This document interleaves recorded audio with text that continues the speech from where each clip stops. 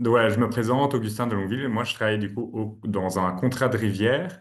Euh, et on est parti pour un webinaire inondation. Donc, ces webinaires, ils sont réalisés dans le cadre de la convention Culture du risque entre les 14 contrats de rivière de Wallonie et la région wallonne. Et donc, ils ont pour objectif de faire circuler de l'information autour des inondations. Voilà, pour info, ce webinaire, il est enregistré. Vous avez des possibilités d'interagir avec nos orateurs via deux canaux, le moyen, les discussions évidemment, et les questions-réponses. Donc, les questions-réponses, on a deux personnes ici, Sophie et Lisa, qui seront en ligne aujourd'hui pour soit répondre directement à vos questions, soit les garder pour la session de questions-réponses à la fin du webinaire. On va également vous faire participer via des sondages pendant le webinaire et également à la fin où ce sera plutôt un sondage pour savoir si tout s'est bien passé. C'est là également que vous pourrez nous communiquer vos idées de sujets pour les prochains inondations. Aujourd'hui, on va parler d'hydrologie régénérative. Alors voilà, vaste sujet, sujet innovant, et on a deux très chouettes orateurs et oratrices qui sont là aujourd'hui avec nous et qui font tous les deux partie de Hydrologie régénérative Belgique. Donc on aura d'abord la professeure Aurore Degré, donc professeure à l'ULiège, qui nous donnera un cadre théorique, on va dire, et on va enchaîner ensuite avec Fabien Ferraud, qui travaille, lui, sur vraiment la concrétisation de projets d'hydrologie régénérative et qui va, du coup, nous partager des projets, des aménagements concrets qui ont été réalisés. Voilà. Ben, je vais pas être plus long et je vais directement laisser le professeur Aurore Degré nous partager les premières infos. Bien, bonjour à tout le monde, bonjour à toutes et tous. Je vois que vous êtes connectés d'un petit peu partout et donc c'est un plaisir pour moi et pour Fabien aussi de vous présenter quelques réflexions concernant l'hydrologie régénérative. Mais avant toute chose, la première chose que moi je voudrais faire, c'est vous poser à vous une question. Connaissez-vous quelqu'un autour de vous qui fait de l'hydrologie régénérative? Hop. Voilà, le sondage est lancé.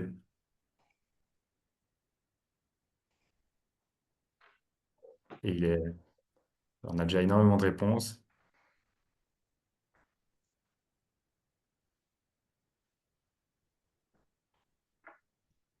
Voilà, on a 160 réponses et on a 30% des personnes qui connaissent quelqu'un et 68% des autres qui ne connaissent personne qui applique aujourd'hui les principes de l'hydrologie régénérative.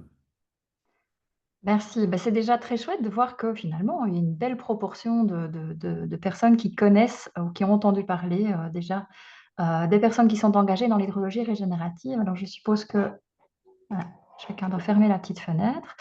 Moi, je vais partir d'un cadre effectivement plus théorique pour vous préciser un petit peu ce qu'on entend par hydrologie régénérative, qui est finalement un terme relativement récent.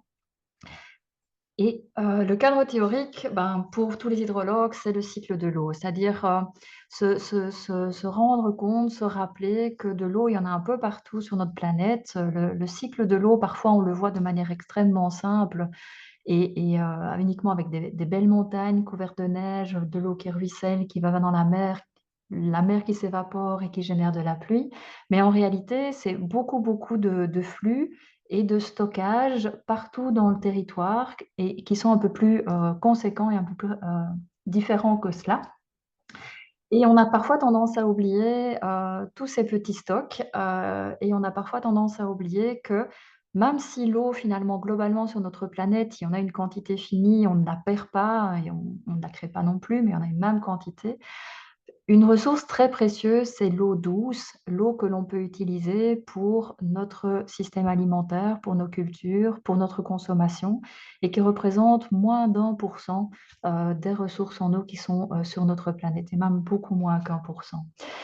On a tendance aussi à oublier que nous, humains, ben, on modifie le cycle hydrologique, on intervient sur des prélèvements dans les rivières, des prélèvements dans les nappes, on dévie les rivières et il faut qu'on ait une bonne perception de tout cela pour arriver finalement à restaurer un cycle hydrologique qui est performant et qui est capable à nouveau de supporter les activités humaines et notre système alimentaire.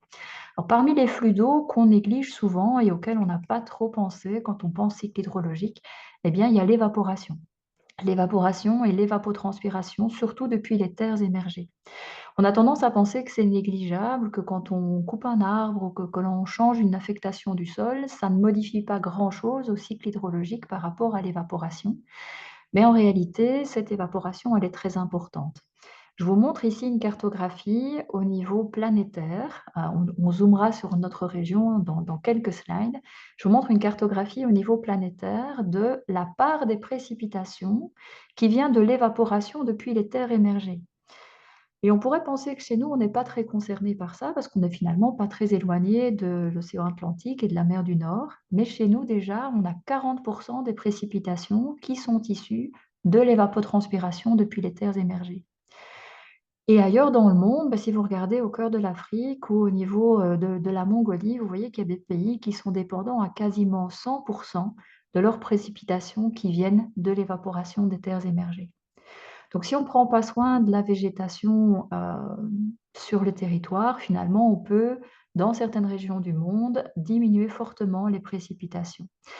Alors, le message, c'est de dire que finalement, tous ces flux qui ont lieu à l'échelle mondiale, eh bien, ils doivent nous amener à réfléchir la gestion de l'eau comme un bien commun.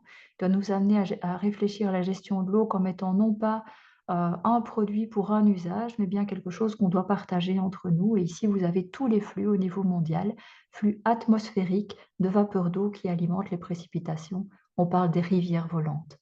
Donc, toute cette eau verte, l'eau qu'on a dans l'atmosphère, dans la biomasse, dans l'eau des sols et qui se déplace dans notre système mondial, elle est super importante pour notre cycle hydrologique et en hydrologie régénérative, on va vraiment la remettre au cœur de nos réflexions. Ça, c'était pour une introduction vraiment à l'échelle globale. Je reste encore à l'échelle globale pour parler, on est en pleine discussion finale de la COP, pour parler changement climatique, évolution de notre système climatique. Et j'aime mieux parler, moi, de changements globaux, parce qu'en fait, tout ce changement climatique, il est induit par l'évolution de nos sociétés. Alors, une chose qu'on dit souvent et qui est tout à fait juste quand on parle changement climatique et hydrologie, c'est que dans un monde plus chaud, dans une atmosphère qui se réchauffe, il y a davantage d'eau qui peut être contenue dans l'atmosphère. À peu près 7% d'humidité supplémentaire par degré de température supplémentaire. Qu'est-ce que ça va avoir pour conséquence? Ça va avoir pour conséquence une modification des régimes des précipitations. On va avoir des précipitations qui sont en général beaucoup plus intenses. Et nos précipitations, elles vont aussi se répartir différemment selon l'année. En Belgique, on a assez bien de chance, on va avoir à peu près les mêmes quantités de précipitations tout au long de l'année. Il y a d'autres régions dans le monde où ce n'est pas du tout le cas. Mais chez nous, on va avoir à peu près les mêmes quantités totales de précipitations. Simplement, il y en aura à peu près 25 à 30% en plus pendant l'hiver, 25% à 30% en moins pendant l'été. Mais toutes les précipitations qu'on verra seront a priori plus intenses que ce qu'on connaît aujourd'hui, y compris donc les précipitations estivales.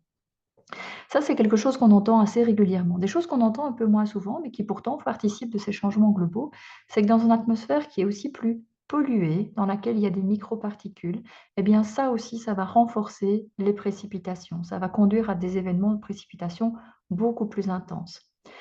Autre chose auquel on ne pense pas forcément, mais qu'on a déjà tous pu observer sur le terrain, c'est que dans des sols qui ont été asséchés fortement par ces longues périodes sans pluie qu'on va avoir en été, ces températures élevées, eh bien, face à la première pluie, ils vont avoir une réaction d'hydrophobicité. Ils ne vont pas accepter l'infiltration de l'eau et ils vont générer des ruissellements très importants. Donc, en fait, tous ces changements au niveau de nos systèmes, ils vont modifier le cycle hydrologique de façon assez impressionnante. Alors, ce que je vous présente ici, c'est des considérations de nouveau à l'échelle globale. Vous allez me dire, oui, mais chez nous, comment ça se passe? On a publié il y a quelques mois de cela une étude transversale avec pas mal de collègues qui a été commandée par l'AWAC, l'Agence wallonne de l'air et du climat. On a quantifié une série de modifications du cycle hydrologique qui vont avoir lieu au fur et à mesure de notre évolution climatique dans un monde à 2 degrés, 3 degrés, 4 degrés. Il y a plein de cartes qui sont disponibles sur le portail cartographique de l'AWAC et je vous invite vraiment à aller les parcourir pour voir un petit peu dans votre région comment les choses évoluent.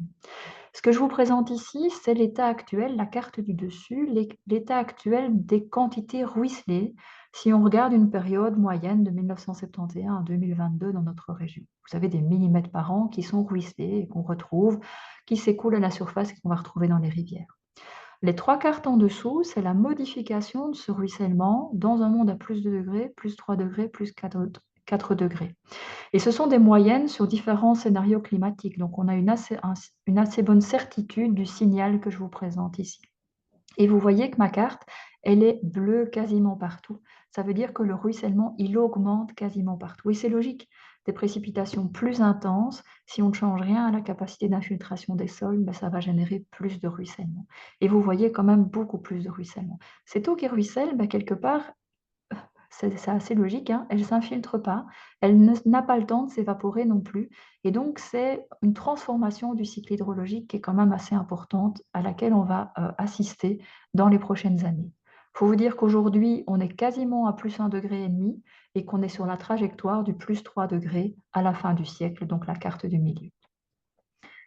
Par ailleurs, comme je disais, en été, la situation, elle sera peut-être un peu paradoxalement, mais beaucoup plus sèche. Ici, vous avez un indice de stress agricole. Alors, j'ai mis EDAFIC, c'est pour gagner un peu plus de points au Scrabble, mais en fait, c'est la sécheresse agricole, la sécheresse en surface. On considère là-dedans la durée de la sécheresse, combien de jours est-ce que les plantes vont souffrir de la soif, et la sévérité de la sécheresse, à quel point est-ce que les sols vont s'assécher. À nouveau, la carte du dessus, c'est l'état actuel de l'indice, et en dessous, vous avez les évolutions par rapport à l'état actuel dans un monde à plus 2, plus 3 et plus 4 degrés. Alors aujourd'hui, on voit qu'il y a des régions qu'on connaît bien, comme la région de la Famenne, où les stress hydriques sont déjà très importants. Et demain, dans un monde à plus 3 degrés ou plus 4 degrés, on voit que c'est l'Ardenne, les hauts plateaux qui vont souffrir le plus de cette sécheresse. Mais de nouveau, toute ma carte est en rouge, plus ou moins foncé. Ça veut dire que ces sécheresses, elles vont s'aggraver. Et le troisième indice que je voudrais vous montrer par rapport à cette évolution climatique, c'est l'érosivité des pluies. L'érosivité des pluies, c'est la force qu'a la pluie au moment où elle impacte le sol pour arracher des particules de sol. Alors pourquoi c'est important? Parce que ces pluies plus intenses, vous le voyez dans les mondes à plus 2, plus 3, plus 4, elles vont avoir de plus en plus de force pour arracher des particules de sol et générer de l'érosion. Alors l'érosion, c'est un problème pour les agriculteurs, les agricultrices qui perdent la matière première de production. Mais c'est aussi un problème dans les villes et villages parce qu'il y a des coulées de boue qui peuvent avoir lieu. C'est un problème dans les rivières parce que ces sédiments qui arrivent dans les rivières modifient l'habitat, colmatent les fonds, posent des problèmes pour la biodiversité. Et dans les plus grandes rivières, ça pose aussi des problèmes pour la navigabilité.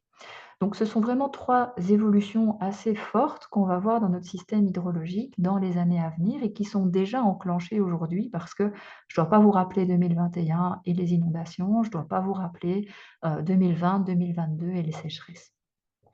En plus de ça, notre territoire, on l'a pas mal modifié, et ça depuis quelques dizaines d'années.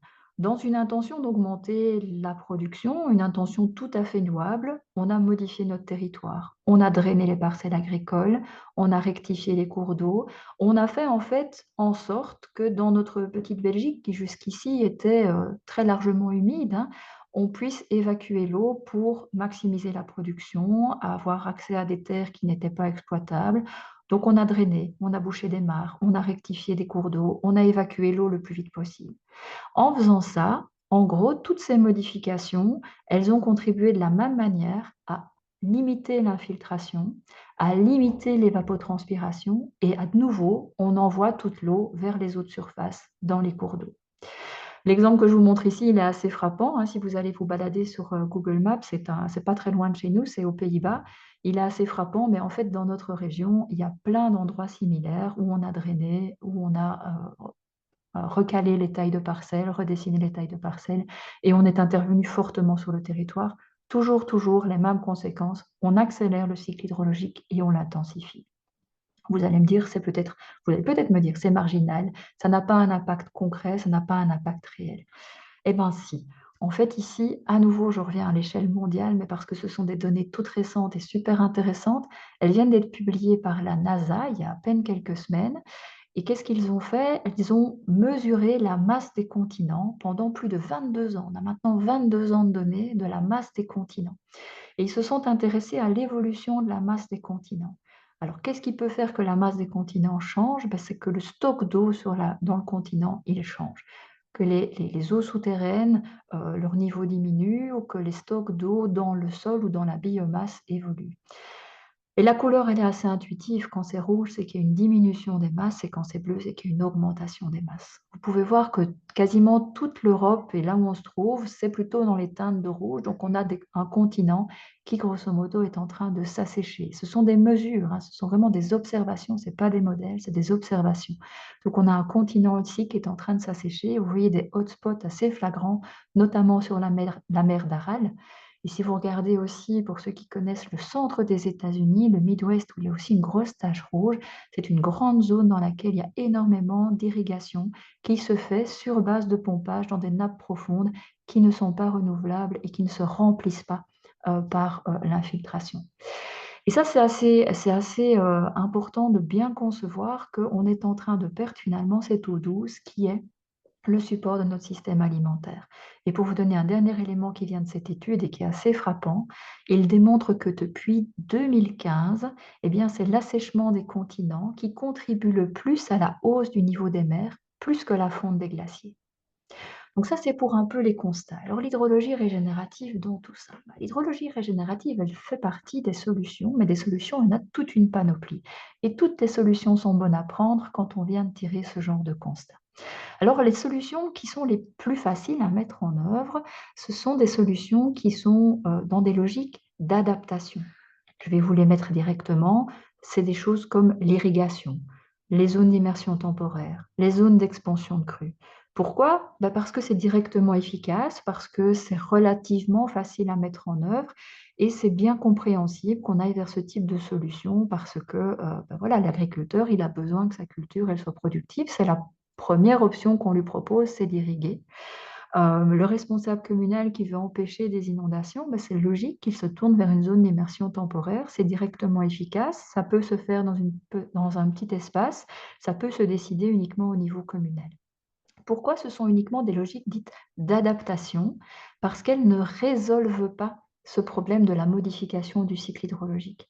La zone d'immersion temporaire, elle garde l'eau pour empêcher qu'il y ait des problèmes des inondations à l'aval, mais l'eau, quand elle va s'évacuer de la zone d'immersion temporaire, elle va quand même aller vers les eaux de surface, elle ne va pas s'infiltrer, elle ne va pas s'évapotranspirer.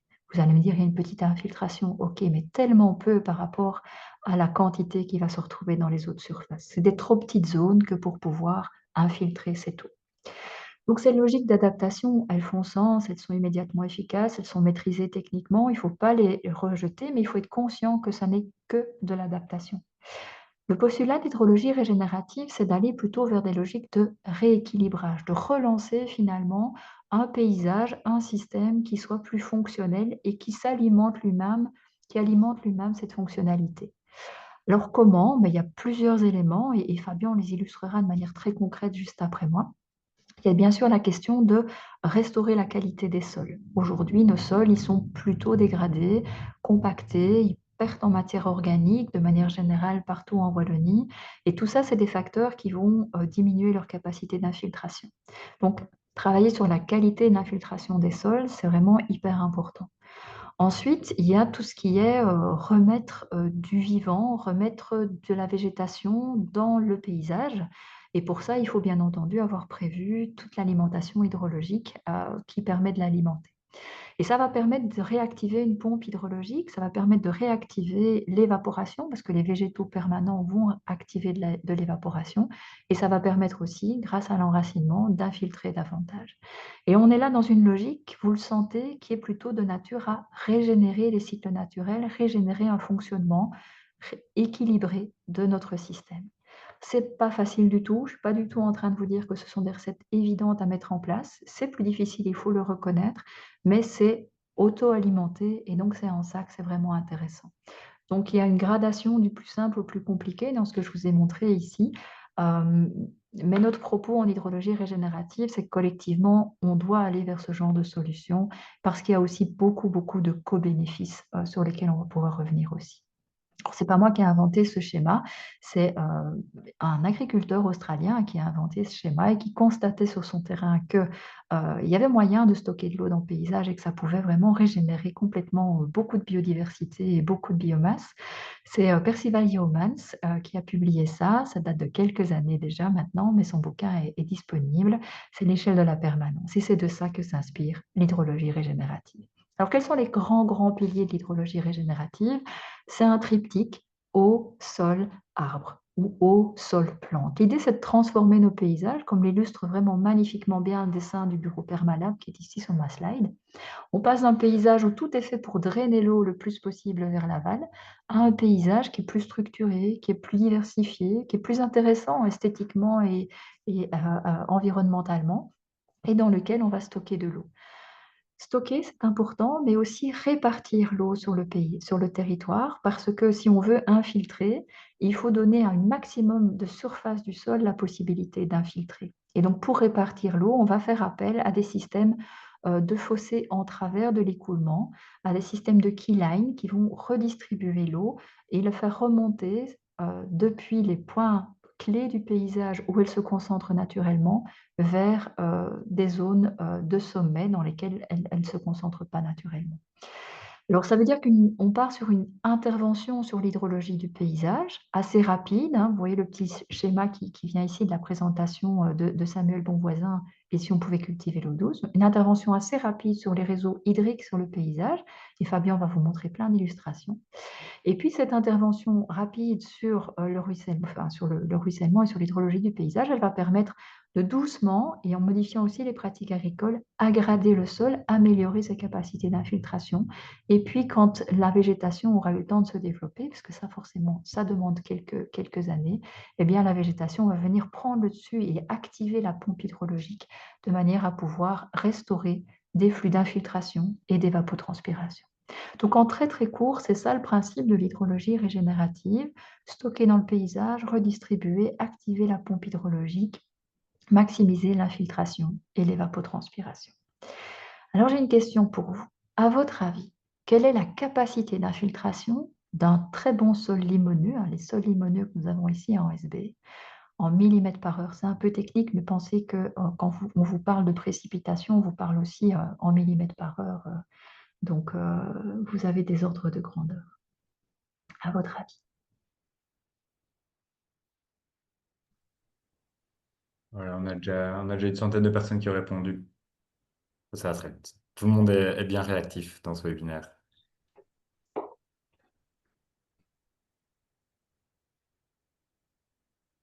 Je suis très curieuse de voir les réponses.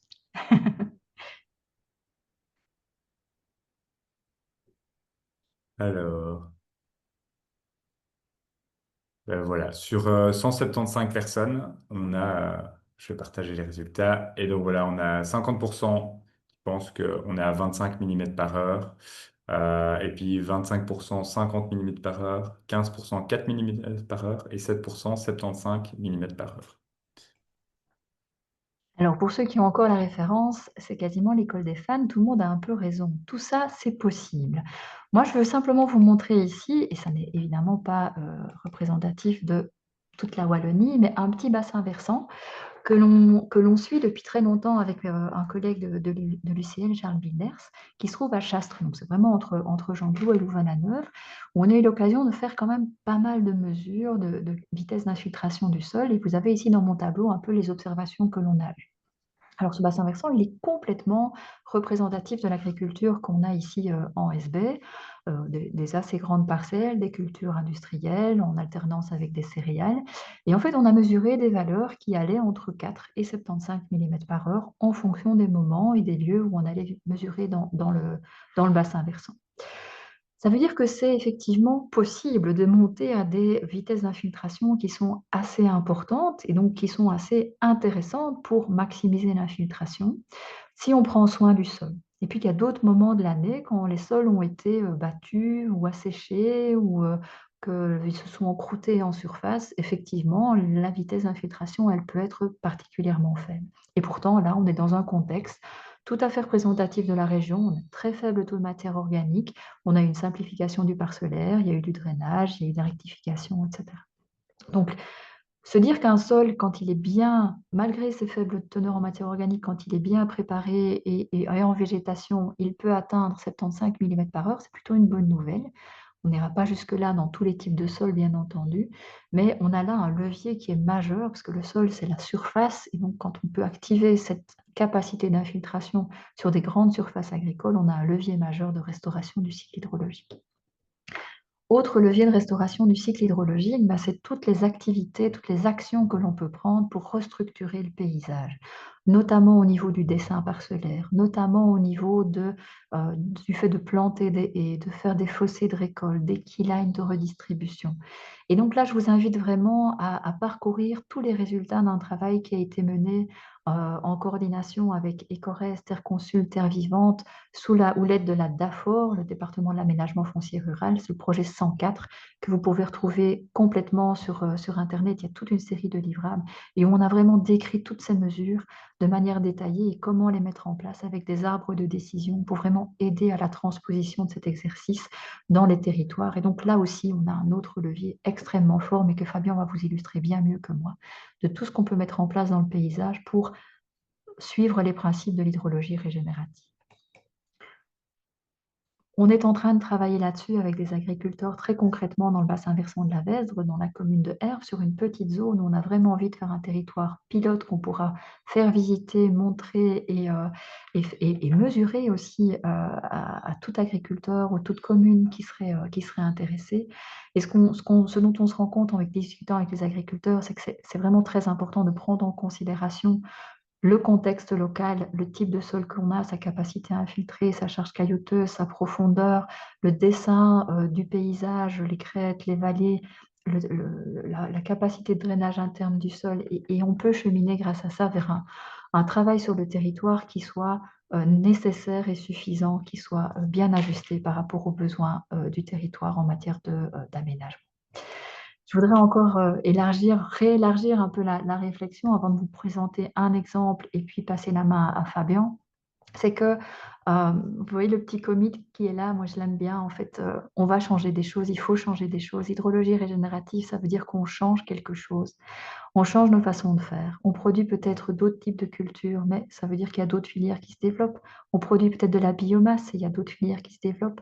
On produit peut-être des noisettes, du chocolat, du kombucha. Il y a d'autres choses qui se développent.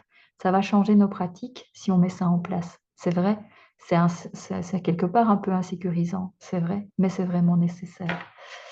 Pour les non-poètes, j'aime bien cet exemple du Bureau fédéral du plan qui dit que voilà, si on ne fait rien, notre PIB diminue de 5% en 2050. Donc, il est temps d'agir, il faut agir et il faut repenser un petit peu notre utilisation du territoire et pourquoi pas avec les principes de l'hydrologie régénérative parce que ça peut suggérer pas mal d'opportunités, y compris des opportunités économiques. Alors, je termine vite fait avec un exemple que j'ai mis dans les mains de mes étudiants, une petite dystopie hydrologique que l'on a menée sur le tout amont de la Mehaigne. On était sur le bassin versant du Piny, 17 km². Et j'ai demandé à mes étudiants bio-ingénieurs de travailler sur différents scénarios, du moins drôle au plus drôle. C'est un peu long à lire, je vous laisserai prendre connaissance de ça plus tard, mais en gros, on leur a demandé de se projeter dans un monde où on ne changeait pas grand-chose. Ça, c'était le monde de Groland. Dans un monde un petit peu pas très rigolo, hein, où la PAC n'existait plus, où c'est le marché, la loi du marché qui prend le dessus et où finalement c'est la productivité qui est le seul objectif prioritaire des exploitations.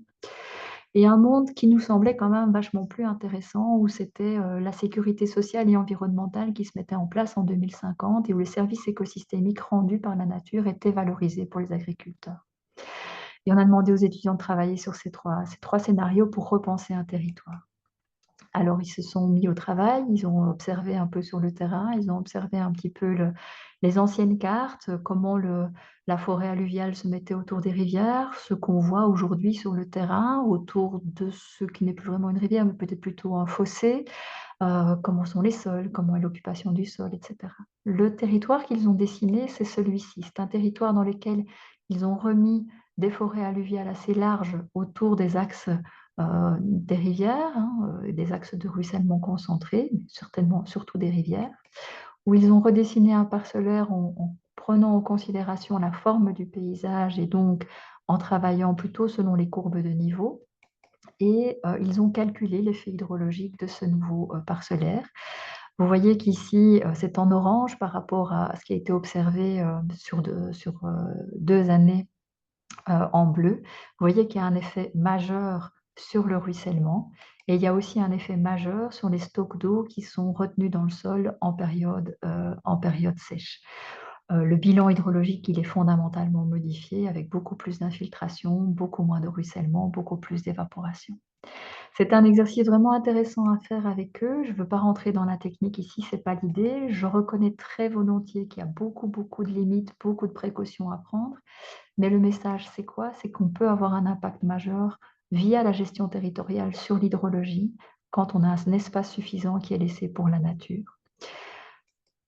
Le message, c'était aussi que le changement climatique, il est là, il est en cours et que, quelque part, ces notions d'hydrologie régénérative, elles peuvent faire partie de la solution pour tamponner l'intensification du cycle hydrologique. Ce que j'ai aussi appris en mettant mes étudiants face à cette question-là, c'est que c'était vraiment pas facile pour eux, des jeunes de 25 ans qui sont beaucoup urbains, de se projeter dans ce monde de la Land, de se projeter pour dessiner des territoires un petit peu plus complexes, avec plus de nature, plus de diversité, plus de végétation. En fait, ils ont eu beaucoup plus facile à dessiner des grandes parcelles avec des méga bassines qu'à dessiner ce territoire complexe, plus structuré, plus hydrologiquement performant.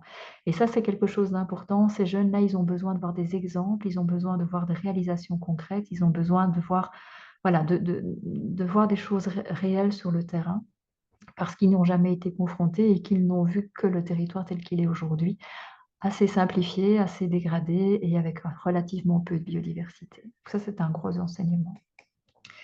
On a déjà fait ce genre de choses, on l'a fait après-guerre pour maximiser la production parce qu'on avait eu faim et c'était tout à fait légitime. Aujourd'hui, cette approche de réorganisation territoriale, elle doit pouvoir se faire au service de l'ensemble des services écosystémiques, production, mais aussi régulation et culture. Et voilà, je vous illustre simplement un avant-après bien connu sur le remembrement. Aujourd'hui, on pourrait imaginer un remembrement hydrologique dans une optique d'hydrologie régénérative. Juste quelques mots et on reviendra encore là-dessus, mais l'hydrologie régénérative a maintenant son association au niveau belge. Si vous scannez ce QR code, vous pouvez nous rejoindre sur une plateforme qui s'appelle Discord. Simplement en vous présentant, vous pourrez être versé dans toute une série de courants de discussion pour savoir ce qui se passe au niveau d'hydrologie régénérative. Il y a une page LinkedIn qui vient d'être lancée. On a comme ambition en fait de travailler sur l'expérimentation, la recherche-action, le fait de mettre en place et de quantifier l'effet de l'hydrologie régénérative sur des sites concrets et surtout de discuter, de transmettre les connaissances, d'échanger avec les experts, les institutions et le grand public. Et donc, si ça vous intéresse, je vous invite vraiment à nous rejoindre. Voilà, je termine ici. Merci beaucoup pour le temps de parole et je passe la main au suivant.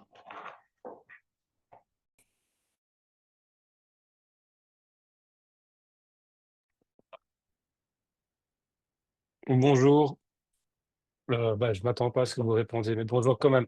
Augustin, tu ne veux rien ajouter entre les deux? C'est bon, j'enchaîne tout de suite. Ouais, vas-y, pas de Ok, souci. merci. Donc pour ça, je dois partager mon écran, du coup.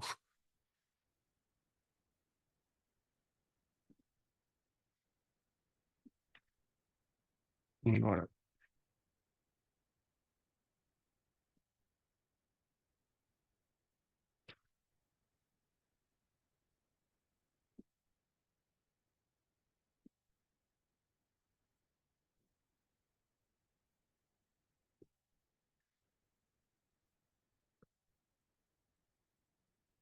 Alors, il y a certaines choses sur lesquelles je vais passer assez vite puisque bah, Aurore les a parfaitement expliquées. Et il y a un, un espace de questions-réponses après. Donc n'hésitez pas à bien tout noter et nous revenir s'il reste encore des zones d'ombre. Je vais essayer de ne pas trop traîner puisque l'heure avance déjà pas mal. Et voilà, ben, comme l'a dit Aurore, je m'occupe principalement de faire des conceptions en hydrologie régénérative qui impliquent beaucoup de choses en termes de techniques qu'on verra plus loin dans la présentation et de les mettre en œuvre. Et c'est quelque chose que j'aime beaucoup faire. Je voudrais passer sur deux thématiques principales, donc l'hydrologie régénérative qui est le cadre et l'approche dans lequel on évolue, et surtout une méthodologie de conception et de mise en place, qui est le Keyline Design, que je vais détailler plus loin, et qui est en fait la plus grande inspiration, pas la seule, mais la plus grande inspiration euh, pour l'hydrologie régénérative aujourd'hui. C'est toujours le même monsieur, donc monsieur Yeomans, qui a mis ça au point. Alors, qu'est-ce que nous entendons par réhydrater un territoire? Donc, pour faire aussi un corollaire avec ce qu'Aurore a présenté, c'est premièrement, enfin, il n'y a pas de hiérarchie, mais c'est premièrement planifier des aménagements adaptés, donc qui sont dimensionnés, qui sont placés et qui sont conçus au bon endroit en lien avec toutes les autres techniques qui leur permet de fonctionner au mieux. Donc, ne pas isoler les techniques. Et ça, j'y reviendrai. La deuxième chose, c'est de raisonner l'usage des sols. Et là, on est dans un sujet qui est très vaste, puisqu'on peut passer très bien, aussi bien dans l'agriculture que dans l'aménagement du territoire, l'urbanisation. Et quand nous parlons d'agriculture, on peut parler de techniques culturelles aussi bien que de fissurage. Le domaine est très vaste. Et s'adapter à la forme du paysage. Et alors là, c'est là où moi personnellement, j'ai beaucoup d'enthousiasme parce que quand on apprend à lire le paysage, c'est une vraie passion. On peut se rendre compte qu'en fait, il nous explique déjà tout ce qu'on peut faire et à quel endroit et comment. Et donc, pour reprendre en fait sur le remembrement sur lequel Aurore a terminé, en fait, nous avons imposé, avant, il y avait une gestion du territoire qui était un peu plus organique parce que nous n'avions pas les moyens technologiques, techniques et énergétiques que nous avons aujourd'hui. Et donc, on a tout fait tout droit parce que c'était plus facile. Mais en fait, en adoptant la forme du paysage, on peut utiliser les services écosystémiques de manière beaucoup plus facile et beaucoup plus automatique. Donc, laisser la nature, en fait, travailler pour nous. C'est pas du tout un problème qui est isolé, c'est partout la même problématique. Et une étude récente a démontré que 60% des sols agricoles de l'Union européenne sont dégradés. Donc là, on parle des sols agricoles. On n'a pas encore mis l'urbanisation et certaines déforestations, parce qu'il n'y en a pas partout de la déforestation. Et cela inclut aussi le Royaume-Uni. Donc ça veut dire moins d'infiltration et plus d'inondations et de sécheresse. Donc l'inondation et les inondations et les sécheresses font partie du problème climatique, mais sont aussi une boucle de rétroaction qui fait que en fait, le problème augmente de lui-même. Et le fait qu'il y ait moins d'infiltration, en fait, dégrade encore plus cette boucle de rétroaction. Donc, notre objectif avec l'hydrologie régénérative, c'est pas évident à dire, hein, quand on le dit plein de fois très vite, hydrologie régénérative, c'est c'est de relancer en fait la pompe hydrologique, de remettre en place des systèmes hydrologiques. Ici, j'ai un premier exemple qui est un projet sur lequel j'ai travaillé 4 ans, un projet de ferme, et donc on voit la même prairie qui est complètement inondée à deux angles différents. Et en fait, je voudrais vous montrer à droite qu'il y a plusieurs solutions. Donc, une solution bon, la photo est un petit peu peut-être mal prise, mais une solution de repli final qui est de mettre ce qu'on appelle une noue ici, c'est-à-dire un fossé qui a peu ou pas d'inclinaison pour évacuer le surplus vers le fossé final, de recréer un pâturage tournant dynamique, de mettre une petite mare ici auprès de la solution numéro 2 qui est sur un talus, un replat, en fait, et qui permet déjà d'absorber, d'atténuer une partie de l'eau qui coule et de faire un chemin ici qui nous permet de dévier une partie de ces ruissellements. Donc, in fine, à terme, on a quand même beaucoup moins de problèmes. Je montrerai d'autres exemples plus tard, mais je voudrais vous montrer qu'en fait, les solutions, et je le dirai souvent, elles ne sont pas isolées. Elles doivent être prises dans leur ensemble. Et donc, l'hydrologie régénérative, oui, c'est pas facile, euh, on va travailler sur, il y a plusieurs petits acronymes qui tournent, et nous, on a une petite préférence pour RISE, dans le sens où on va ralentir, donc quand on a des précipitations, ralentir au maximum les précipitations, c'est-à-dire que on a tendance à s'imaginer que l'eau ruisselle plus vite quand il y a une pente qui est forte. Alors c'est vrai, mais ce n'est pas uniquement cela, et ça fait partie aussi du remembrement et de l'urbanisation. Plus une pente est longue, mais en fait, plus l'accumulation hydrique de l'eau va avoir une tendance à créer une accélération. Et plus il y a une accélération, plus en fait, les matières organiques et enfin, les pollutions se font emporter, et donc ça crée de plus en plus de coulées de boue, d'inondations, etc. Donc, un des objectifs, c'est de ralentir. Le deuxième, c'est d'infiltrer, et par l'infiltration, on a tout ce qui est réseau racinaire, évidemment. Donc, je ne voulais pas juste pas tout répéter au même endroit, mais tout ce qui est fossé perpendiculaire à la pente, tout ce qui est comme j'ai montré aussi dans Ralentir, tout ce qui est haies avec l'enracinement et le remembrement, enfin le démembrement. Et enfin, un autre remembrement est stocker les surplus. Alors, par exemple, ici sur la photo à droite, nous avons deux bassins. Alors, ces bassins sont des bassins de stockage. Ce sont aussi des bassins qui vont recréer des petits microclimats à leur échelle. Donc aussi protéger et capter une partie de l'évapotranspiration des végétaux, c'est-à-dire que comme l'eau a une inertie plus grande, elle va restituer la chaleur plus lentement. Il va y avoir une tempérance climatique au niveau de ces endroits-là qui vont permettre en fait à avoir moins d'évaporation directe et avoir une chaleur qui sera plus contenue et avec un déphasage plus lent. Et tout étant dans tout évidemment. Et quand il y a des fortes précipitations ou un surplus de précipitations, en fait, comme ces bassins ne sont pas remplis à fond, donc il y a encore entre 40 et 50 centimètres de remplissage possible. Le plus grand, il fait 1600 mètres carrés en dessous. Donc sur 1600 mètres carrés, ça fait déjà beaucoup de mètres cubes. Si je m'abuse, ça fait à peu près 800 mètres cubes, ou le double. Euh, et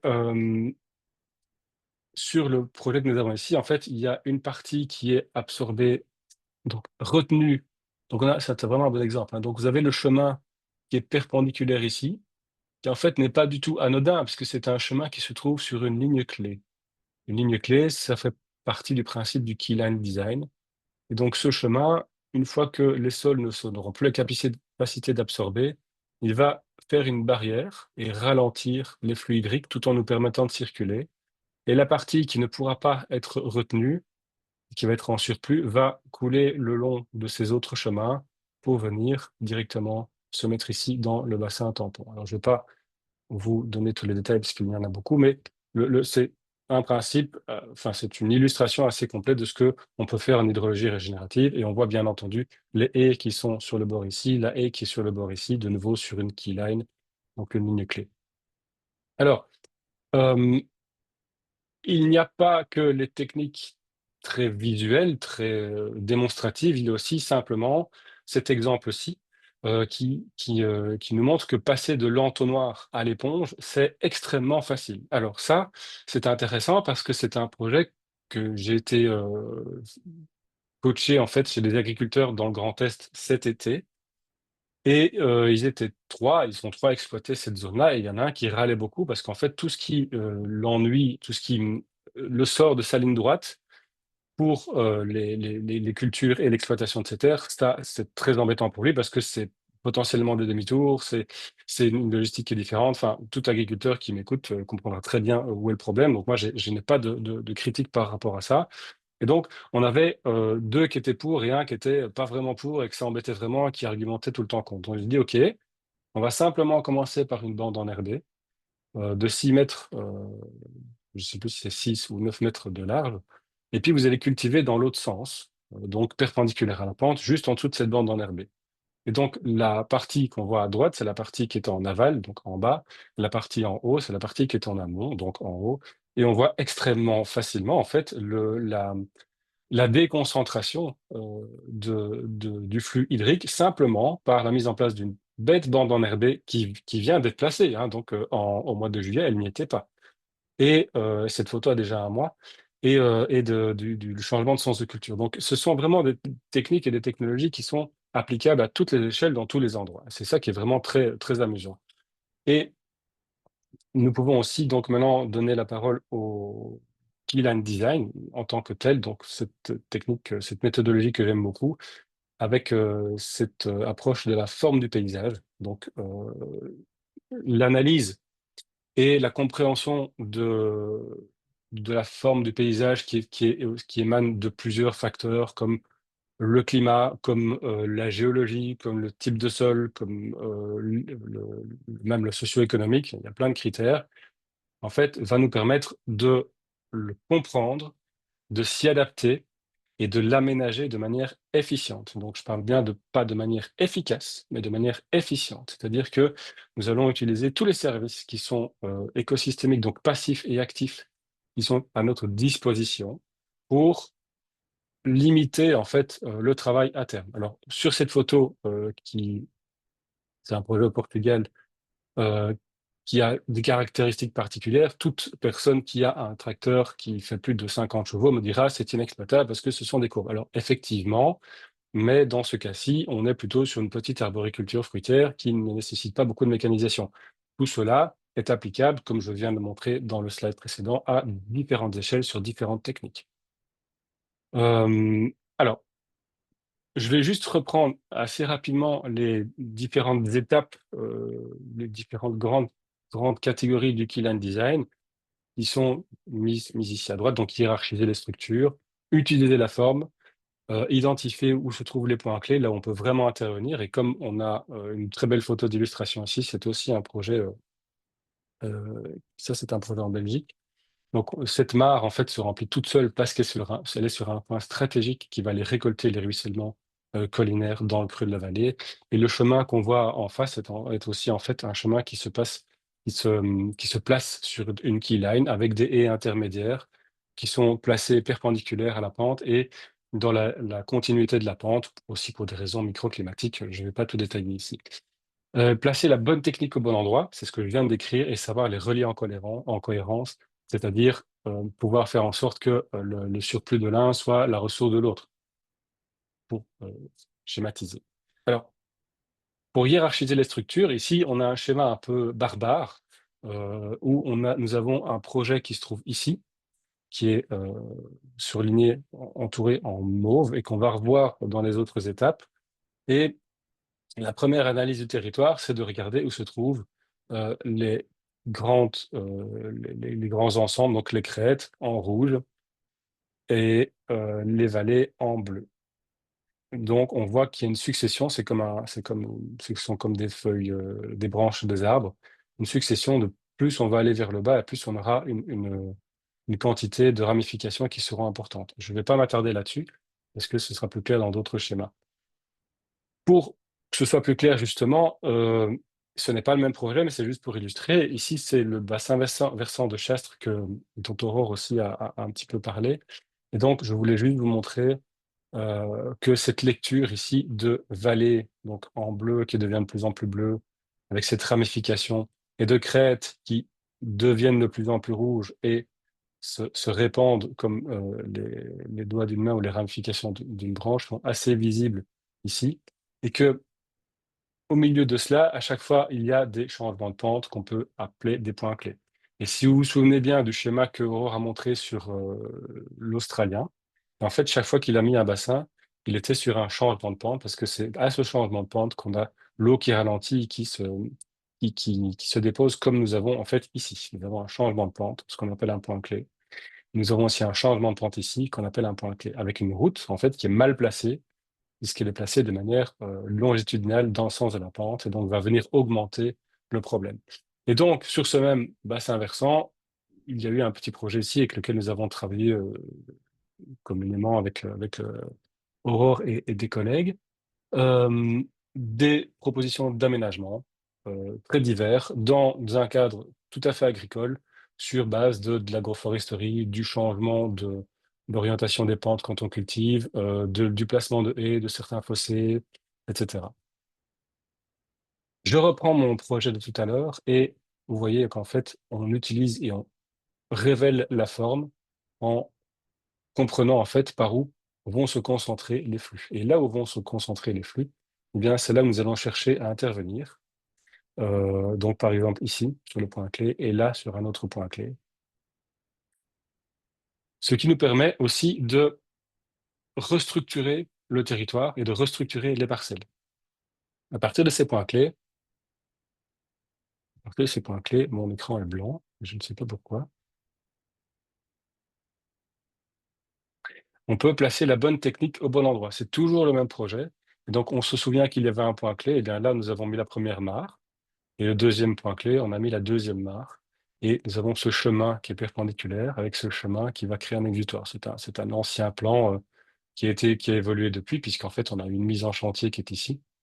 Et c'est ce que je vous montrais tout à l'heure avec le chemin qui passe au milieu et les deux mares successives. Voilà, donc ça, c'est l'illustration de ce que je montrais dans l'autre sens. On voit aussi clairement la haie qu'il y a.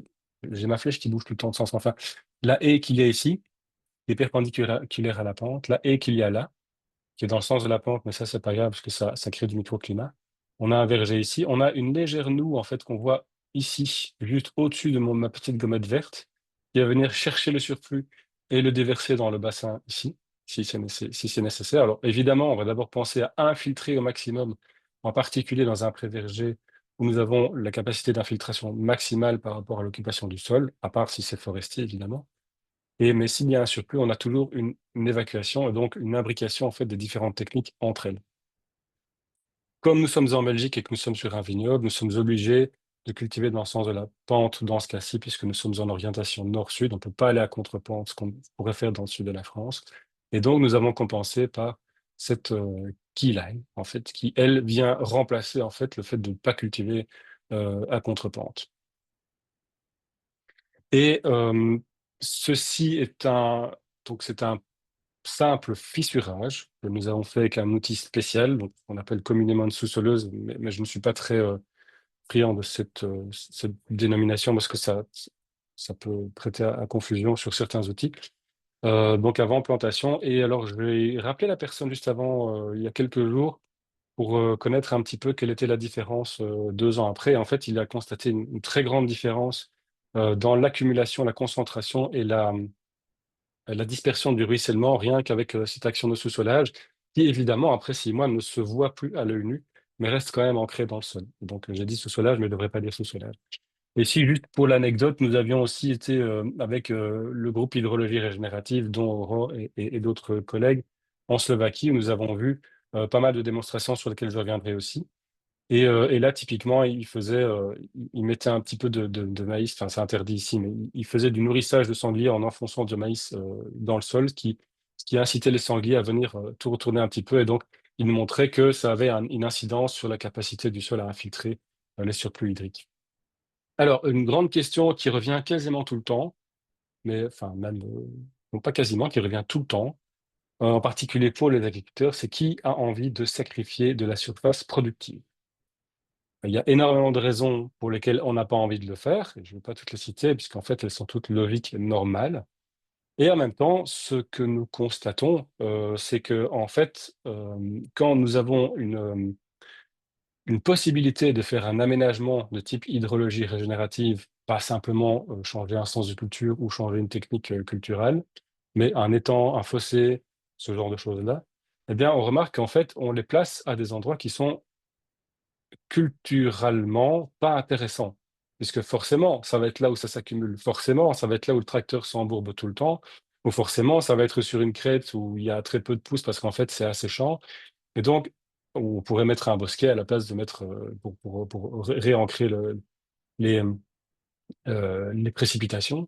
Et donc, en fait, les 1000 ou 2000 mètres carrés, 3000 mètres carrés qu'on va perdre sur 5, 10 hectares, sont, un, négligeables, et deux, souvent des zones qui ne sont pas exploitables, ou qui sont en fait pire que bien, puisque chaque fois qu'on passe là-dedans en hiver, au moins 2 fois par an, on finit par s'embourber et appeler le voisin pour se dégager. Donc, c'est pas très intéressant. Donc, moi, j'aurais envie de dire que les aménager, c'est aussi sécuriser le reste des parcelles, parce que chaque fois que l'on fait ça, on a un impact sur tout le sous-bassin versant, sur toutes les autres parcelles. Et en plus, on sacrifie une zone qui ne nous intéresse pas forcément. Donc, je voudrais juste que tout cela soit bien relatif, enfin, toutes choses étant égales par ailleurs, mais j'avais envie de citer ça.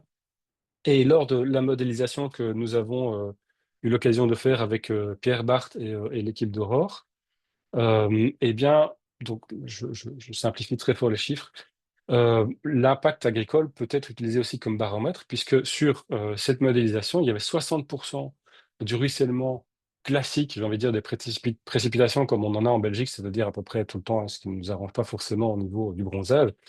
Mais donc, toutes ces moyennes qui étaient absorbées par les pratiques, les bonnes pratiques culturelles, le couvert végétal, etc.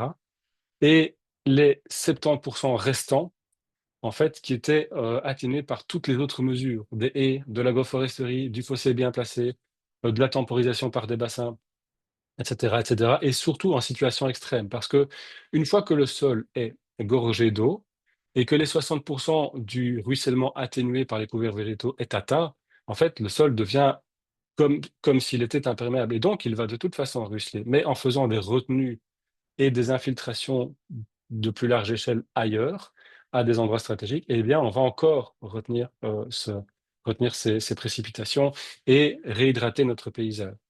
Il y a tout un tas de détails que je ne peux pas citer ici, mais il y a des subtilités, évidemment. Alors, je ne vois pas le chat. Donc, Augustin, si jamais je déborde de toi, n'hésite pas à faire une incursion dans le micro, parce que j'en ai plus pour longtemps, mais quand même un petit peu. Non, c'est très bien. Euh, ok, merci.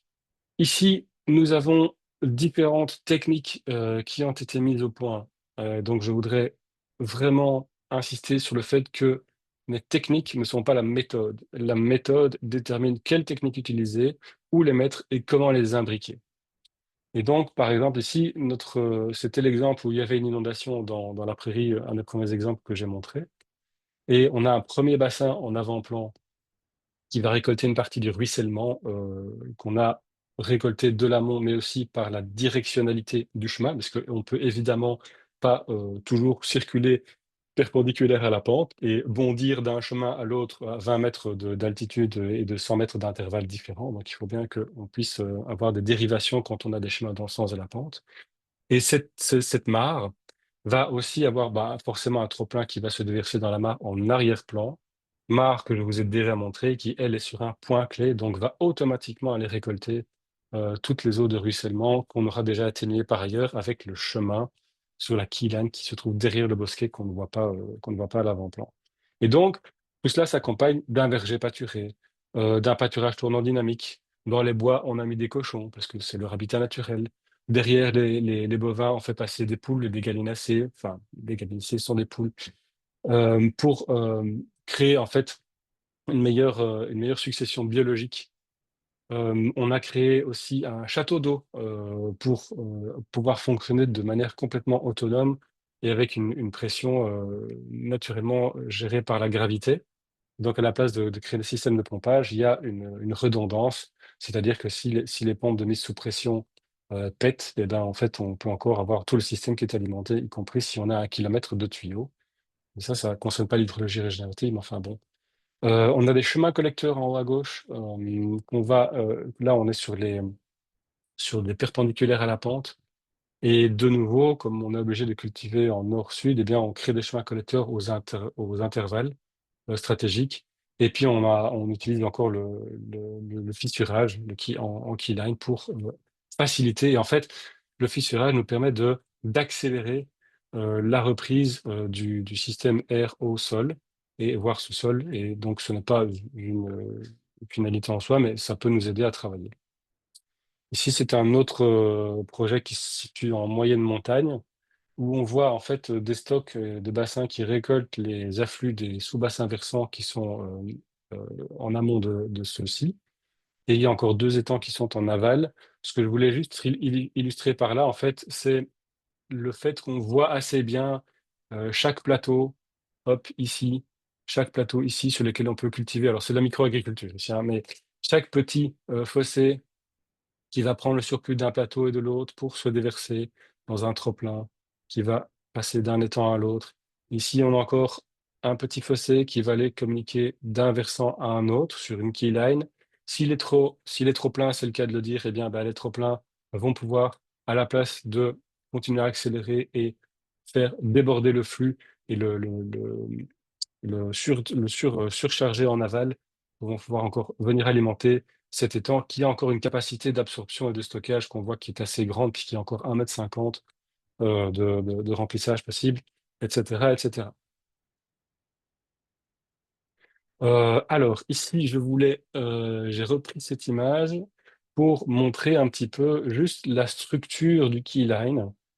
Donc, sur un paysage qui est quand même, donc, j'ai envie de dire, rien n'est jamais plat. Il y a toujours une pente, même en Flandre, et la pente peut être positive, négative ou presque égale à zéro, mais il y a toujours bien un moment où l'eau arrive à la mer.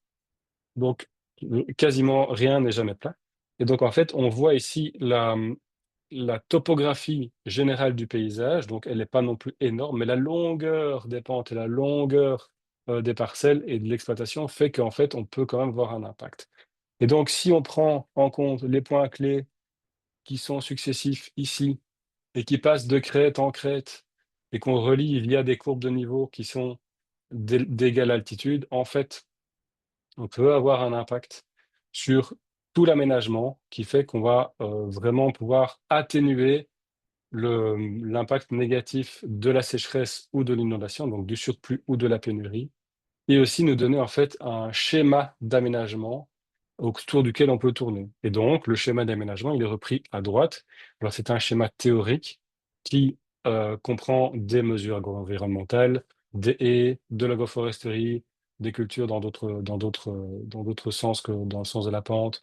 Euh, Quand je dis dans d'autres sens, ça veut dire que, par exemple, ici, vous voyez que la crête va dans le sens où progresse ma souris, mais qu'en fait, pour des raisons aussi agricoles, on ne peut pas mettre des petites bandes d'agroforesterie qui sont trop courtes. Et donc, on peut quand même utiliser la pente ou la perpendicularité de telle manière à ce que ça reste exploitable. Mais ceci ne tient pas encore compte de l'exploitant qui a évidemment ses remarques et son mot à dire sur ce schéma-là. J'ai tendance à dire que c'est plus facile d'aller pousser le bouchon un petit peu trop loin et de rétrograder parce qu'en fait, toutes les techniques sont correctement corrélées et liées, plutôt que de s'empêcher de le faire et de se dire après, zut, comment est-ce que j'aurais une autre solution, mais comme je ne l'ai pas présentée, eh ben, c'est difficile de la placer dans le système. Il te reste 7 Euh, minutes. 7 minutes, bah, je crois que je vais avoir parfaitement le temps, il n'y a aucun problème. De nouveau ici, on est c'est le vignoble que l'on a vu tout à l'heure, mais je ne vais pas y passer des masses parce que je l'ai déjà expliqué. J'ai envie de passer sur la suite, par exemple, sur les petites solutions interconnectées, comme nous avons vu en Slovaquie. Et donc, par exemple, sur ce chemin d'eau qui est très pentu et donc très direct, on a une première atténuation ici qui était un simple fossé et une deuxième atténuation ici avec un stock de temporisation qui est une mare, en fait, ce qu'on appelle en sec, c'est-à-dire qu'elle se vide quand il n'y a pas d'eau, elle se remplit quand il y a de l'eau, avec évidemment des débordements. Et une retenue de temporisation qu'on pourrait aussi appeler un check dam. C'est pas exactement la même chose qu'un redent, mais chaque fois on ralentit, chaque fois on rediffuse, chaque fois on infile, chaque fois on réhydrate. J'insiste sur réhydrater. Euh, Je vais passer là-dessus. Je voudrais juste souligner ici en petite solution, par exemple dans ce petit projet très mignon qu'on a vu aussi en Slovaquie. Ce chemin-là n'est pas anodin. C'est un chemin qui est sur une courbe de niveau et on voit très bien qu'il est légèrement plus foncé au milieu. Et donc c'est un chemin infiltrant et filtrant et sur lequel on peut circuler aussi, mais qui ne se voit quasiment pas. C'est juste utiliser la topographie à bon escient. Et les retenues de réhydratation peuvent être plus importantes et successives. Donc, il y en a une ici, il y en a une à la suite, etc., etc. Et donc, en fait, on voit que ça peut devenir quand même des plans d'eau qui sont assez importants.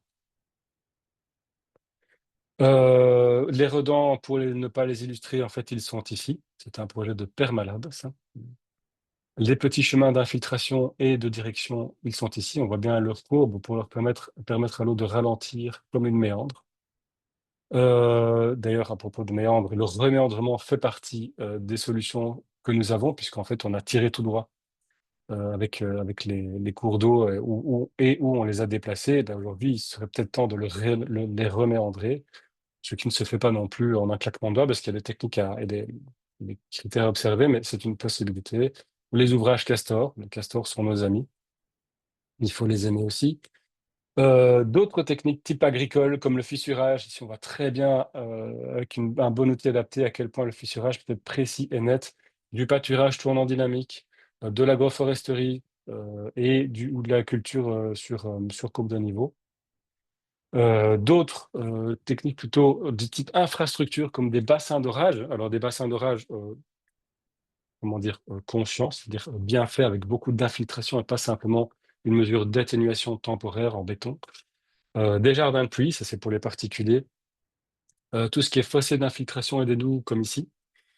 Tout ce qui est fossé d'infiltration et de redirection en cas de surplus, comme on a en bas à droite, avec de nouveau un ASEC de temporisation qui se remplit quand il y a de la pluie, enfin un trop-plein, et qui se vide et qui s'assèche quand il n'y en a pas. On voit bien l'alluvion qu'il y a ici.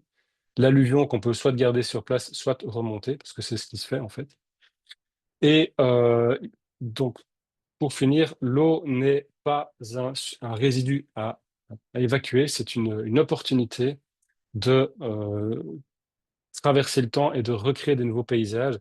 Et j'ai envie d'ajouter, parce que on parle de eau, sol, arbre, et moi je rajoute toujours eau, sol, arbre et circulation, parce que nous avons besoin, en tant que société, de pouvoir circuler. Et la circulation, en fait, est un outil, comme on peut le voir sur cette image-ci, que je n'aurai pas le temps de commenter, extrêmement puissant pour nous aider à travailler sur l'hydrologie régénérative, et aussi bien en travaillant sur le bassin versant, en ralentissant les flux, et aussi en changeant un peu nos techniques et en modifiant notre type d'agriculture, pas partout, mais là où on peut, ou travailler sur la parcelle, travailler aussi sur le stock enterré, en valorisant les jardins de pluie, l'autonomie en eau, les mares, les noues, etc. En connectant les solutions, donc ici on a ce chemin directeur et collecteur qui va nous donner du surplus sur une mare tampon et en avant-plan qui va en même temps infiltrer. Et ça, c'est mon dernier slide où je reprends le projet que j'avais montré il y a quelques slides, mais voilà, il est auto-commenté. J'avais envie de dire et de finir aussi là-dessus, c'est l'hydrologie régénérative. Quand on lit et qu'on pratique la forme du territoire et du paysage, c'est beau, c'est vivant, c'est excitant parce qu'il y a plein de solutions à notre portée, et en fait, on voit les résultats extrêmement vite, sans quasi rien faire. C'est rassurant parce que ça nous permet de nous dire on a un levier d'action et une vraie solution à notre portée. Il faut juste revoir les choses un petit peu différemment, mais pas tout changer spécialement. Et c'est utile, aussi bien au niveau technique, sociétal que économique, parce que ça nous permet, je prends simplement l'exemple de l'agriculteur qui s'embourbe 2 fois par an, et bien à la place de continuer à avoir cette pratique-là, il peut choisir de condamner cette zone, d'avoir un impact sur sa propre exploitation, et peut-être même sur celle des autres ou sur le sous-bassin versant. Et en plus, en fait, il ne doit même plus y penser, ce n'est même plus un problème. Donc, c'est créer des solutions de manière vraiment, je trouve, excitante et amusante. Voilà, donc ici, il y a toute une série de techniques que j'ai déjà citées, donc je ne les recite pas, mais c'est comme ça, vous voyez un petit peu tout ce qui peut être mis en place c'est que 10 hectares ici, hein. Et donc voilà, je ne peux que vous inviter à scanner ce QR code qui, lui, ne vous amène pas vers le Discord, mais vous amènera vers le site internet. De toute façon, je pense que vous avez compris, il suffit de le rechercher aujourd'hui. Et voilà, c'est tout ce que j'avais à dire. Donc, je passe la main maintenant. Merci beaucoup. Merci beaucoup, Fabien Ferraud. Merci aussi également Aurore Degré, je ne l'avais pas encore remercié. Ben, on va passer à la phase de questions-réponses.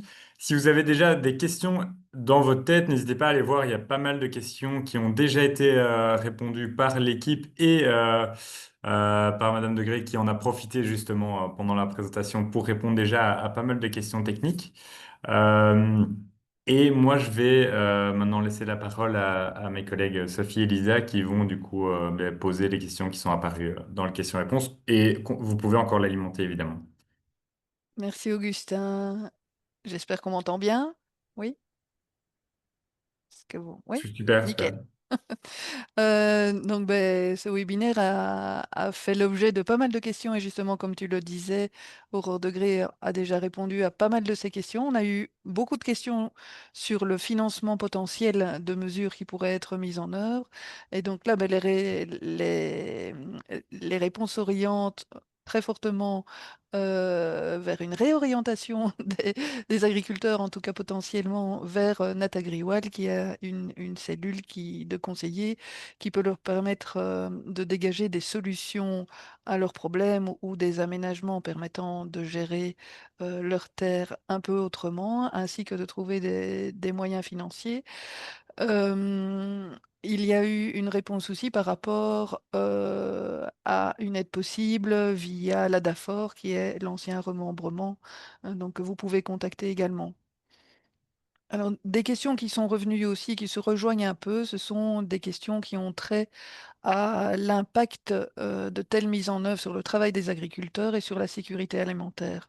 Donc, comment concilier la restauration paysagère avec les objectifs agricoles et la sécurité alimentaire? Est-il nécessaire d'imposer ces choix? Et avez-vous regardé l'impact sur les techniques agricoles d'un paysage plus structuré? Je pense qu'Aurore Degré aurait aimé répondre oralement à ces questions, donc je lui cède la parole. Mais alors, sur la mécanisation, mais Fabien me complétera, j'ai répondu déjà un peu par écrit en disant qu'effectivement, ce n'est pas trivial. Et c'est le point qui est le plus souvent mis en évidence par les agriculteurs, la difficulté que ça représente de travailler en courbe, de redessiner les parcellaires, etc. Ce n'est pas pour autant un frein à 100% bloquant. Il faut rentrer en dialogue, il faut rentrer en discussion. Par contre, je m'excuse auprès d'Andrea Ailo. C'était la première question à laquelle j'essayais de répondre et donc j'ai cliqué sur réponse en direct. Je ne savais pas que ça m'empêcherait de répondre par écrit. Donc ça, c'était la question sur la sécurité alimentaire. Comment concilier restauration paysagère et sécurité alimentaire? Je pense il faut quand même la sécurité alimentaire, elle est évidemment importante, mais il faut quand même être réaliste sur le fait que ce qui est produit aujourd'hui dans notre région, ce n'est pas forcément ce qu'on mange. Il n'y a pas forcément de correspondance à 100%. Nous exportons beaucoup de nos productions agricoles, notamment en pommes de terre. On exporte une quantité considérable. Je pense que c'est entre 80 et 90% des pommes de terre qui sont produites. On en mange très peu. On en importe par ailleurs aussi. Et sur les céréales aussi, on n'est pas à un parfait match entre ce qui est produit sur nos terres agricoles et ce que nous mangeons. Je pense qu'au contraire, on peut essayer de cheminer vers davantage de correspondance entre notre régime alimentaire et ce qu'on cultive en introduisant plus de diversité et ces principes d'hydrologie régénérative. Donc pour moi, c'est faux de dire qu'on va avoir faim si on redonne à la nature 5 ou 10% de notre espace agricole. C'est faux. C'est un changement, j'en suis consciente, c'est probablement une modification de paradigme, mais il est faux de dire que ça apportera la faim, parce qu'aujourd'hui, on exporte énormément de ce qu'on produit.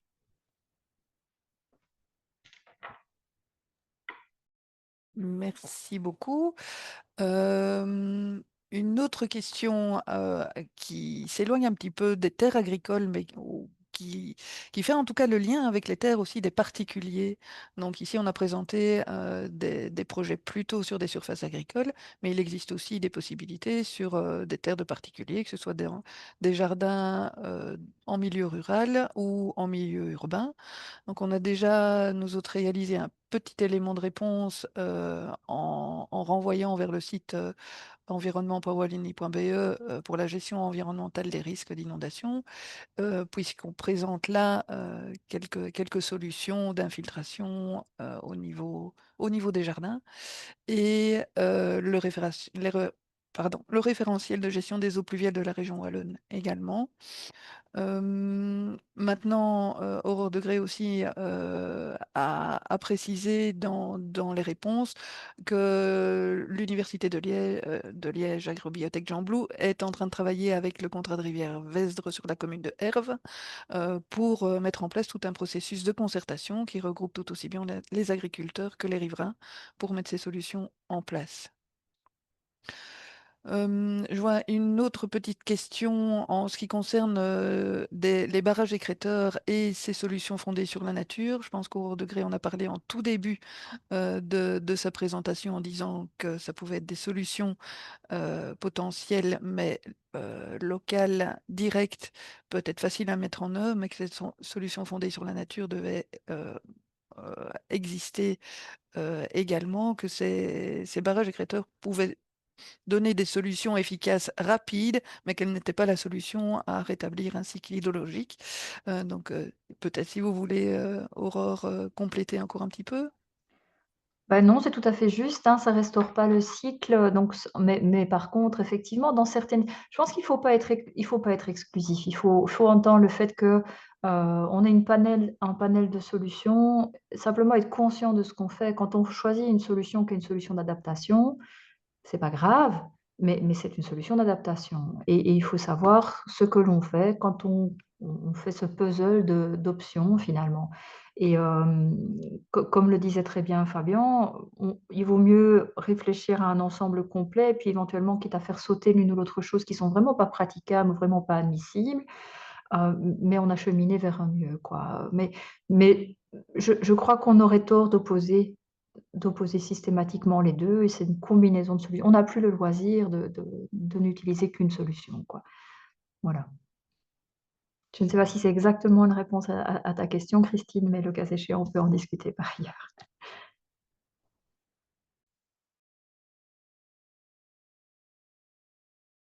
Euh, Je- Alors, on a quelques petites questions qui sont arrivées plutôt dans la discussion et dont je prends connaissance maintenant. Euh, donc, on en a parlé. C'est donc insister aussi sur la compensation des externalités produites en Belgique, export net de produits. Bah, on en a parlé également. Alors, autre chose, pour une question très précise. À quelle profondeur se font d'habitude les mares dont on vient de parler? Peut-être pour Fabien Fereau, peut-être trop précis. Non, non, pas du tout. En fait, il y a un principe de dimensionnement pour la temporisation. Donc, en fait, savoir combien de centimètres on peut, de profondeur ou de hauteur nous avons besoin par rapport à la surface. Donc, en fait, le volume que l'on peut capter pour compenser le ruissellement d'une parcelle, d'un sous-bassin versant, avant de faire un release, donc un retour à la suite du bassin versant. Donc ça, c'est la hauteur qui reste au-dessus de la surface. Et maintenant, moi, j'ai un principe. Alors, c'est moi, hein, je ne suis pas. Peut-être qu'il y a des gens qui ne sont pas d'accord avec ça, mais plus c'est profond, moins il y a d'évaporation. Et plus on a de stock, et plus on peut créer aussi de l'inertie thermique, et donc créer du microclimat. Donc, pour moi, quand on a l'opportunité de creuser un petit peu plus, j'ai plutôt tendance à dire, faisons ça. Il y a pas de formule toute faite là derrière. Ça va dépendre de ce qu'on a besoin aussi comme stock, si jamais il y a une urgence, parce que ce sont potentiellement des stocks d'urgence, de la température, de l'eau qu'on veut avoir parce qu'on veut planter des choses autour, on veut avoir une certaine tempérance climatique, euh, de la dureté de la roche, je t'ai déjà dit. Donc là, sur le bassin, le grand bassin que j'ai montré, on voyait très bien le chemin. On est sur à peu près 3 mètres, si pas plus. Et c'est beaucoup, et en même temps, c'est pas beaucoup. Ça dépend de où se trouve la berge. Et sur d'autres bassins, je vais plutôt aller me situer entre 2 mètres et 2,50 m. Ça dépend aussi de la largeur, hein. Il ne faut pas non plus creuser une grotte ou un, un trou noir, quoi. Mais voilà, je ne sais pas si j'ai répondu à la question, mais c'est un peu l'approche que moi j'observe dans mon travail. On va peut-être encore prendre une question s'il y a en fait. Oui, il y en a. Vu l'heure. Ben, on a une petite question particulière par rapport à ce genre d'aménagement sur terrain karstique. C'est peut-être c'est assez précis, mais Je viens de répondre à celle-là, pardon. ah oui, ah, pardon.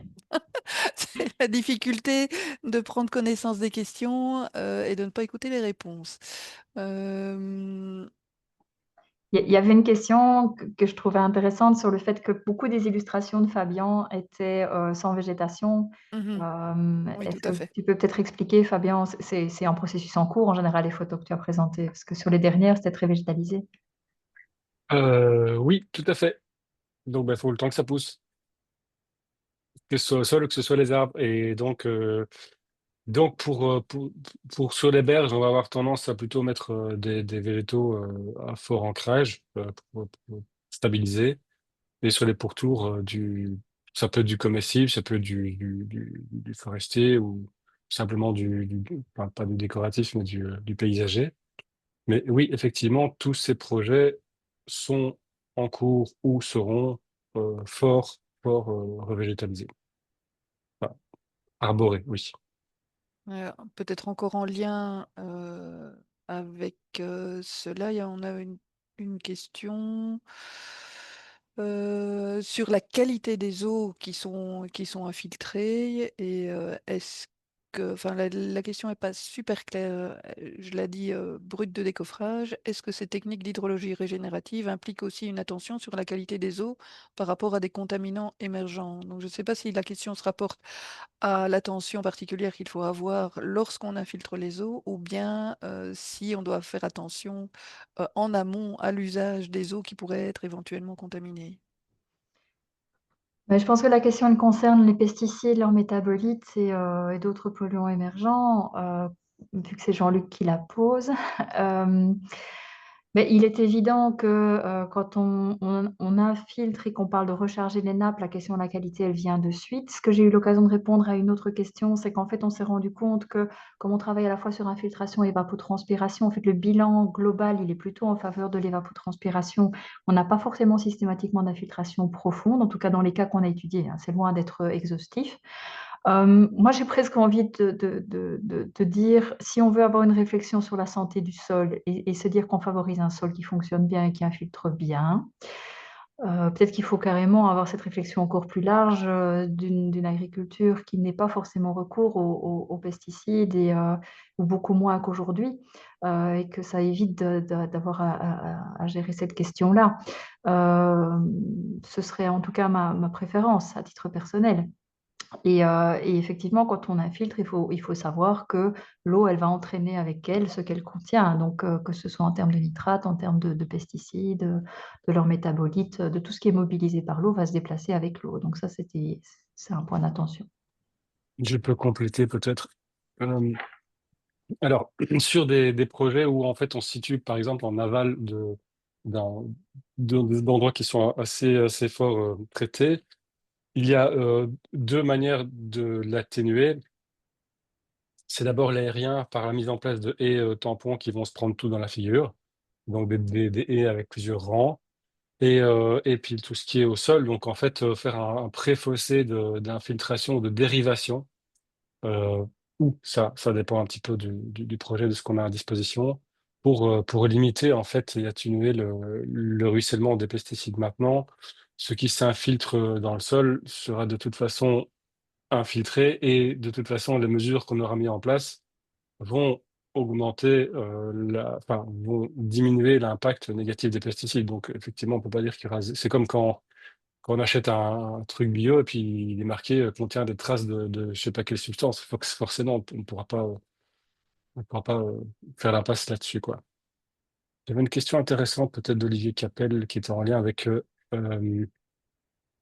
une question de Romain Verger. La dernière Je sais pas alors. si la dernière. Ah, d'accord. Ben, Olivier, bonjour. Euh, Alors, la question, c'est, je ne suis pas convaincu que les agriculteurs aient envie de sacrifier une parcelle de terrain. Comment les convaincre? Qui fait écho à Romain qui est en train de se faire répondre par Aurore, qui est l'autre question. Avez-vous un retour sur votre projet étudié sur Chastre? Et la réponse, comment vendre ça aux agriculteurs? Alors, sur Chastre, bah, je vais laisser Aurore répondre. Pour sacrifier une parcelle de terrain, en fait, c'est un peu comme les agriculteurs, c'est le temps long et ils ont des investissements qui sont importants. Donc, eux, il faut d'abord se baser sur leurs problèmes. Donc, s'ils n'ont aucun problème sur leur parcelle, c'est compliqué de leur dire tu vas faire quelque chose pour régler le problème des autres, parce que c'est pas forcément leur priorité. Il n'y a pas de jugement là derrière. Si ils ont concrètement la manifestation de leurs problèmes par un ruissellement, par une concentration de l'eau, etc., eh bien, on peut toujours leur dire, essayez de mettre en place cette solution simple, comme ce que j'ai montré avec la bande enherbée et le changement d'orientation. Et là, ils vont vous constater par eux-mêmes. En fait, ils ne peuvent changer de pratique que quand ils constatent les choses par eux-mêmes, parce qu'ils ont besoin de voir, ce sont des gens très concrets et à qui on raconte beaucoup de salades par ailleurs. Donc, je pense qu'ils ont envie de pouvoir tester et toucher les choses d'eux-mêmes. Mais sinon, on peut leur faire aussi visiter des projets ou simplement leur dire, est-ce que créer sur un problème un autre problème, est-ce que dans cette parcelle-là, à cet endroit-là, il n'y a rien qui pousse parce que c'est trop sec, il y a tout le temps du vent, alors te fais pas chier, mets autre chose, mets un bosquet et ça va te permettre d'avoir plus d'atténuation au niveau du sommet collinaire. Ou est-ce que dans cette zone-là, tu t'embourbes chaque hiver, tu dois appeler ton voisin ou ton fils pour venir te désembourber et que tu en as ras-le-bol, parce qu'en plus, tu mets juste du maïs au travers de ta parcelle de froment pour que les sangliers puissent se nourrir pour la chasse, parce qu'en fait, en gros, tu ne sais rien faire pousser d'autres, c'est tout le temps inondé. Et en fait, les convaincre par le problème et par le constat direct. Voilà. Merci. Merci Fabien. Ben, alors, donc j'ai déjà mis là ici, je viens de poster donc le sondage voilà, qui nous permet, nous, de savoir ce que vous en avez pensé. Et ça vous permet également de nous donner voilà, des idées, vos remarques, vos commentaires. Euh, alors, il y a un Discord qui avait été partagé en début. Je pense que si vous avez encore des questions par rapport à l'hydrologie régénérative, ben, peut-être que via ce canal de communication, je suppose que les questions peuvent être répondues. Donc voilà, merci à tous. On était plus de 200 ce vendredi. Merci évidemment à Fabien Ferro et Aurore Degré pour cette présentation. C'était vraiment hyper intéressant. Ah ben voilà, Aurore Degré vient de partager le Discord Merci dans la beaucoup. discussion. Ben voilà, je pense que c'est quelque chose qui doit être connu. Ça fait partie des solutions. Et donc voilà, merci d'avoir pris ce temps avec nous. Euh, et par rapport à nous, petite pub évidemment pour les prochains webinaires Inondation. Donc les deux prochains, ils seront liés. Ce sera sur l'interprétation des études hydrologiques hydrauliques, avec une partie 1, comprendre la modélisation, et une partie 2, interpréter les résultats. Donc voilà, ça c'est vraiment très utile pour les communes notamment qui ont lancé des études dans le cadre des plans de gestion du risque inondation. C'est des clés très importantes à connaître. Et évidemment, il y aura une suite pour 2026. Mais voilà. Merci à tous. N'hésitez pas à compléter le sondage. Et, et voilà.